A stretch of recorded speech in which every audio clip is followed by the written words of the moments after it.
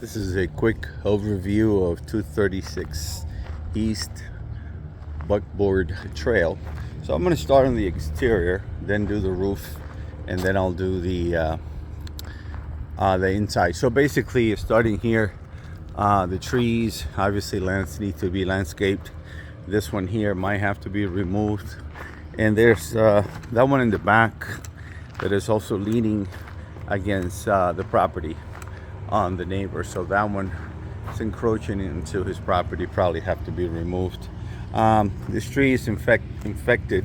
This is wood eating also termites inside here. This is different than subterranean termites. So here the retaining wall is not extended, so you're gonna have this erosion right here. The fence is not finished. And then going around on the exterior, we can see that there's some termite damage right here. Some of this support column on the deck, and the exterior, the skirting is removed from some areas, so you might need a new skirting for underneath the crawl space. So going around, these columns have to be on metal brackets, because otherwise they're susceptible to termites, and also there would be they'll rot with the weather. This shed is outside the scope of inspection, but it does have some termite damage on the wood, as you can see there. This is a permanent wire. Should not be still like an extension. It should be on conduit. If it's coming into the house, it is connected here, and it seems that it was for the right here on the main power. This here needs a cover on the breakers, and this wire here is exposed also. It needs to be on proper conduit, not PVC piping. Okay, continuing here, according to the owner, this water was leaking. The water was leaking here. That's why they shut it off. So the water supply cannot be exposed, but this is just for the spigot. That main water supply is here. So here's the clean out for the sewer clean out. We've got a few sewer drains here that are exposed, and what happens with those with the sewer drain pipes is that eventually the weather would damage them. Some of the drain lines underneath the trailer, they do not appear to be sloped, like this one here is sloped. You can see it goes from higher to low. Some of these are just sitting at the surface, ground surface, so drainage might be an issue. The skirting right here is all removed, as you can tell, and again, these columns need to be on metal brackets. It does have hurricane straps, so it is strapped in place. So I'm going to now to do the roof, so you see the condition of the roof. Before I get there, then this door right here does not open, and this set of steps are not attached, as you can see. All right, let me get to the roof line, and then I continue with the video on the roof, and then I'll go inside the house. So let's go up to the roof.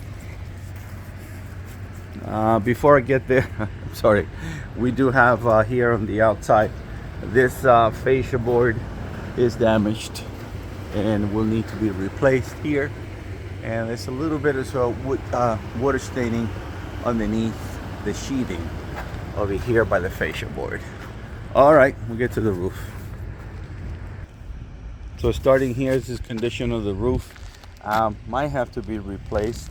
This roll composite, and it's losing what they call the granules or the sand, as you can tell here. It's missing metal flashing here And they, you can tell here is losing a lot of the surface. Some of the roof is ripped up here, and then some of it is damaged. That's why you're getting some water inside the structure. You can see the roof from this angle as well.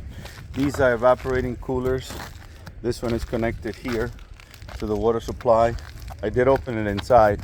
It's really rusted. That probably will have to be replaced. Here's more on the roof.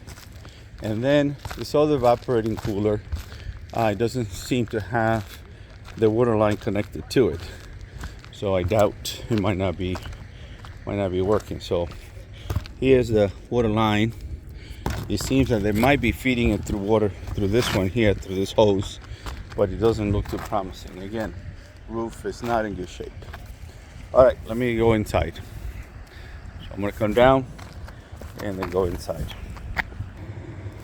Okay, so coming inside here, the main entry door, it does not have the trim that goes around the door.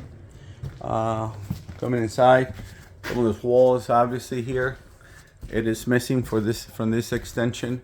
There's ceiling damage, water damage that came through the ceiling. A little bit of water damage here as well. And then this is the power that is coming in from that extension, from the main electric supply, and that's the wire that I showed that it was exposed. Again, more water damage, water staining right here, and then obviously here the floor is completely damaged and ripped up, because you have to make sure that the thin set is properly put in, and you have to have the proper backing.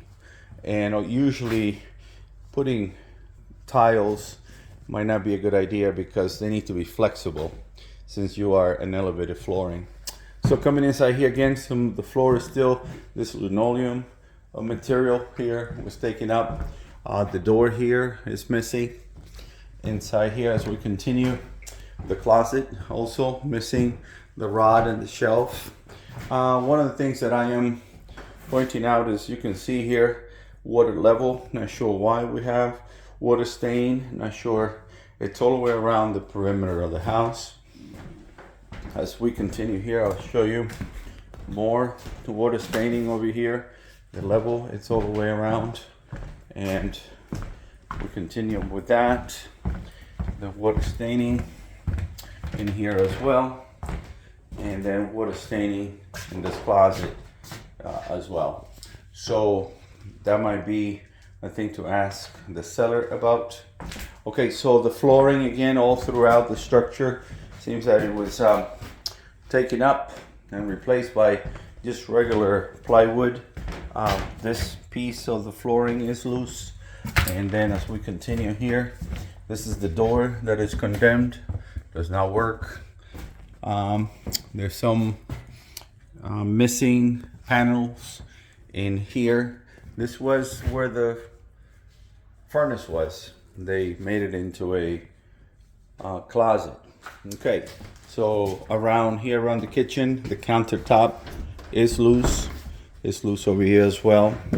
The stove needs what they call anti-tipping bracket, which is this here, but it's not connected. And the piping for the drain over here has a rag that is supposed to be taken up to the through the roof as a vent piping. On the countertops, we're missing drawers and drawer fronts. On the walls, you can see that this drywall is stalled, but it's not finished. So it needs to be taped and floated, and it needs to have obviously compound to finish it up. There's more of the same here, drywall but not finished on this division. I'll go into the bathroom in a minute. On the electrical part, a lot of exposed wires on that were not finished. The outlets, the receptacles, they need to be GFCI, ground fault circuit interrupted. because we have a water source less than 6 feet, and you can see that as well here. Now going into the bathroom, we'll see here again, countertop here is missing the face, it's missing the flooring. This tub was installed on top of the drywall, and it has to be behind the drywall, and then the drywall, it is run up to here to cover the seam.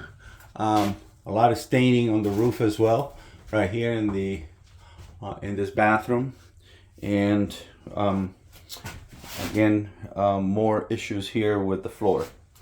So that's basically on that.